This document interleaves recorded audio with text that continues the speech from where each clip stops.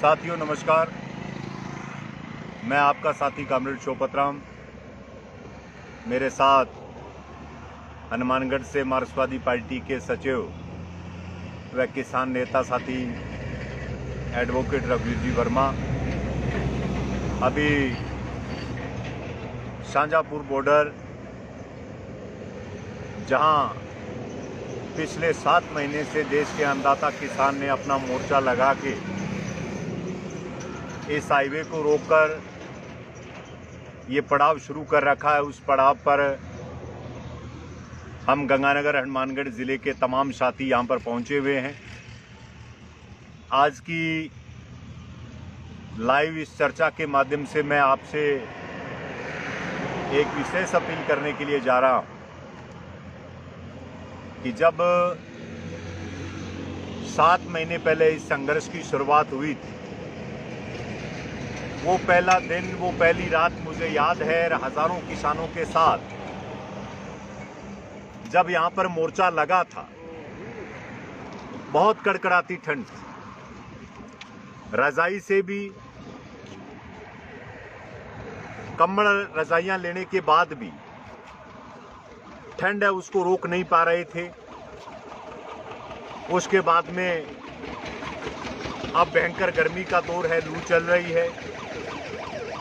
बीच में कई बार बारिश, अतिवृष्टि हुई, जिससे पूरे हमारे इस मोर्चे को नुकसान पहुंचा। हमारे टेंट तंबू उखड़ गए। और पिछले दिनों जो 29 तारीख को तेज तूफान आया, उसने पिछले 6-7 महीने से जो हमारे यहाँ पर मोर्चे में टेंट और तंबू लगे हुए थे, उन सारों को तहस नहस कर दिया। बहुत निराशा थी। जैसे इसके दृश्य हमने देखा तो ऐसे लग रहा था कि हम दोबारा संभल नहीं पाए। लेकिन सोशल मीडिया पे अपील के बाद हमें बड़ी प्रसन्नता हुई कि इस आंदोलन के प्रति किसान का, मजदूर का, व्यापारी का, आम जनता का कितना बड़ा लगाव है कि अपनी नेक कमाई से 1-1 रुपया दे के कहा कि ये संघर्ष नहीं रुकने वाला है। दोबारा साथियों हिम्मत करो। और अभी आपको दृश्य दिखाएंगे। लंगर के लिए लगभग 1 लाख रुपए से ज्यादा खर्चा करके पक्की जो खजूर की इनकी पत्तियों को मिला के एक बढ़िया टेंट है वो बन रहा है। साथियों के रहने के लिए भी व्यवस्था हो रही है और धीरे धीरे मोर्चे के ऊपर संख्या है वो भी बढ़ रही है। इस आंदोलन के बारे में जब कुछ गर्मी बढ़ी, जब कोविड का प्रकोप बढ़ा, एक दिन के अंदर जब 4-4 लाख केस हिंदुस्तान में, बीच में किसी साथी का फोन आ गया, 4-4 लाख मरीज एक दिन में जब आने शुरू हो गए, जब किसान के खेत में काम हो गया, तो मोर्चों से कुछ संख्या घट गई और कुछ लोग जो हमारे जाति तौर के ऊपर विरोधी हैं, जो भारतीय जनता पार्टी आरएसएस की आईटी सेल, उन्होंने इस बात की घोषणा कर दी कि जी आंदोलन खत्म हो गया। अब इस आंदोलन के अंदर चंद लोग बचे हैं, इस आंदोलन का कुछ आना जाना नहीं। लेकिन पिछले 10-12 दिन से हम लगातार सोशल मीडिया के माध्यम से देख रहे हैं कि करनाल से 100-200 नहीं, लगभग 3-4 हजार गाड़ियां लेके, पर्सनल गाड़ियां लेके किसान सिंगू बॉर्डर के ऊपर पहुंचे। दूसरे हरियाणा, पंजाब के क्षेत्रों से भी बड़ी संख्या के अंदर किसान सिंगू, टिकरी, गाजीपुर और हमारे हनुमानगढ़ गंगानगर जिले के भी बहुत से किसान साथी हैं, वो अपने अपने मोर्चों पर पहुंच रहे। मैं साथियों निवेदन करना चाहूंगा कि जब हम घर से चले थे, इस संकल्प के साथ चले थे कि ये लड़ाई फसल और नस्ल को बचाने की, ये लड़ाई इस देश को बचाने की लड़ाई, क्योंकि एकमात्र किसान ही देश की वो ताकत थी जिसने भारतीय जनता पार्टी की सरकार और कॉरपोरेट के जो गठजोड़ है उसको बेनकाब करने का काम किया। हमने तय किया था कि हम सीमाओं से तभी अपने घर को वापस जाएंगे जब सरकार हमारी बात को माने। अभी पिछले दिनों ही सरकार ने वही बोल दोबारा दोहराए। मंत्री तोमर कह रहे हैं कि हम संशोधन के लिए तैयार हैं और प्रधानमंत्री आज से लगभग 4.5 महीने पहले 26 जनवरी के घटनाक्रम के बाद कह रहे थे कि देश की पार्लियामेंट के अंदर भावुक होके कि बहनों और भाइयों एक फोन कॉल की दूरी है, मामला निपट जाए। 4.5 महीने से उस कॉल के लिए प्रधानमंत्री जी के पास वक्त नहीं। लेकिन किसान मित्रों, खेत में काम निपट गया। कोविड का जो फैलाव था वो भी थोड़ा कम हुआ है। मैं आप सभी से गुजारिश करना चाहूंगा कि गांव गांव के अंदर दोबारा आप तैयारियां करो। जैसे पहले स्वर्तस्फूर्त आप खुद नेता बनके गांव में गए, प्रचार चलाया, 5-5 आदमियों को भेजने का अब भी आपको तय करना पड़ेगा। हम लगातार इस कोशिश में हैं कि इस मोर्चे के ऊपर इस कोविड के समय जब थोड़ा भय व्याप्त हो गया था, क्योंकि जिस प्रकार की व्यवस्थाएं थी हॉस्पिटलों के अंदर, हमने तड़पते हुए अपनों को देखा कि ऑक्सीजन के अभाव में लोग मर रहे थे तड़प तड़प के। गंगा नदी के अंदर लाशें तैर रही थी। किसी प्रकार के कोई इलाज का बेहतर प्रबंध नहीं था। उसने आदमी को कुछ भयभीत करने का काम किया। लेकिन अब कुछ हालात सुधरे हैं।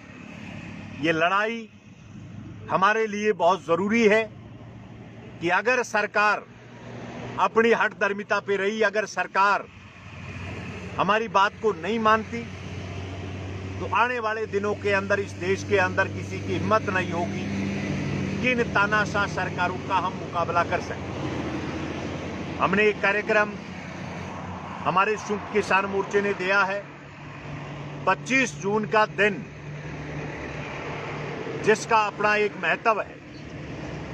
एक तो 26 तारीख हम प्रत्येक महीने इसलिए आयोजन करते हैं कि हम 26 तारीख को नवंबर के महीने में घरों से निकले थे दिल्ली घेरने। 26 तारीख को 7 महीने पूरे होंगे और 25 जून को इंदिरा गांधी की सरकार ने पहली बार इस देश के अंदर तानाशाही के रास्ते पे चलते हुए इमरजेंसी लगाई। हम 25 जून 2021 को तानाशाह विरोधी दिवस के रूप में मनाने जा रहे हैं, जो हर गांव में, हर उप मुख्यालय पे, तहसील मुख्यालय पे, सब जगह हम विरोध कार्रवाइयां आयोजित करेंगे। हमारा एसकेएम सारा कार्यक्रम भेज देगा। मैं निवेदन करना चाहूंगा कि अपना राजस्थान का जो मोर्चा शाजापुर बॉर्डर है, इसकी तरफ आप ज्यादा से ज्यादा संख्या में पहुंचे, गांव गांव के अंदर प्रचार करें। और मित्रों से निवेदन करना चाहूंगा कि इसको ज्यादा से ज्यादा शेयर कर दें, ग्रुपों में भी शेयर कर दें हर किसान तक, क्योंकि इस हालात की जानकारी पहुंचनी चाहिए कि आज भी लोग डटे हुए हैं और इस भीषण गर्मी के अंदर भी मुकाबला कर रहे हैं। मेरे साथ साथी हनुमानगढ़ से जो मैंने परिचय कराया, कॉमरेड रघुवीर जी वर्मा हैं, जो लगातार वहाँ पर डबली और सूरतगढ़ के पास जो टोल नाका है उस मोर्चे को भी संभाल रहे थे और शाजापुर मोर्चे के ऊपर भी लगातार ड्यूटी दे रहे थे। मैं उनसे निवेदन करूंगा कि खास तौर पर हमारे इलाके के किसानों से, नौजवानों से इस बात की अपील करें जिससे हमारा संघर्ष और तेज हो। साथी रघुवीर जी वर्मा। नमस्कार साथियों, और साथी ने पूरे विस्तार से इस आंदोलन के मामले में और राजनीतिक जो केंद्र सरकार है जो परिस्थितियां बनी हुई है उसके बारे में बताया है।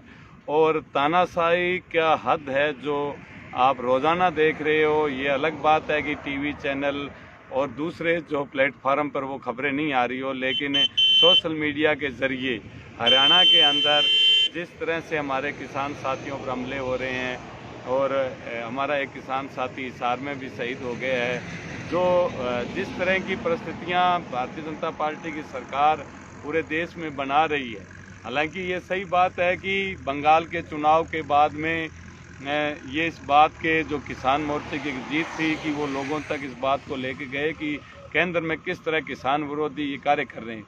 और अभी भी राजस्थान की जो सरकार है उसका एक आदेश आया है कि तमाम टोल नाकों पर जो लोग बैठे हैं उनको खाली कराने का, टोल नाके जो है पुनः शुरू कराने का और पूरा विरोध हो रहा है।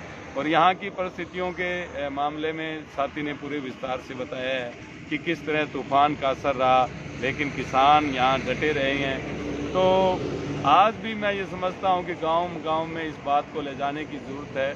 आज भी संयुक्त किसान मोर्चे के जो कार्यक्रम है, जो किस तरह से वो इस आंदोलन को खड़ा करना चाहते हैं, उसके बारे में जाएं और 5-5 के 7-7 के 10-10 के ग्रुप के अंदर गांव से इस बॉर्डर पर आएँ, ताकि इस बॉर्डर अभी इसकी ऐसी स्थिति भी नहीं है कि ये बिल्कुल कमज़ोर है, लेकिन फिर भी जो सर्दियों में जिस तरह की स्थितियां थी, जो फसल के बाद में, कोरोना के बाद में, जो साथी ने बताया है कि 10 हज़ार लाशें गंगा नदी में बहा दी, सरकार ने उनकी व्यवस्था नहीं की है। तो ये देश बचाने का मुहिम है जो पहली बार मोदी सरकार को पूरे देश के अंदर ये लगा कि हमारी तानाशाही और कॉरपोरेट का जो गठबंधन है वो नकाबपोश हुआ है, उनके सामने आया है चेहरा।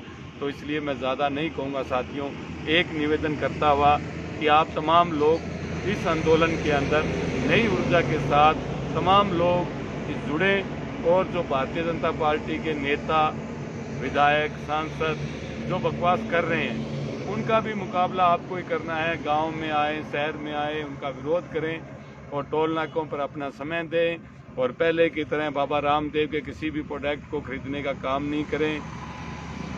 अंबानी के कोई प्रोडक्ट को नहीं खरीदना है, अडानी के प्रोडक्ट को अपने बहिष्कार है, जो पहले से संयुक्त मोर्चे का आह्वान है उसको अपने लागू रखना है और इसी आंदोलन को और तेज करना है। आप तमाम लोग जो इतनी देर बात सुनी उनका बहुत बहुत धन्यवाद।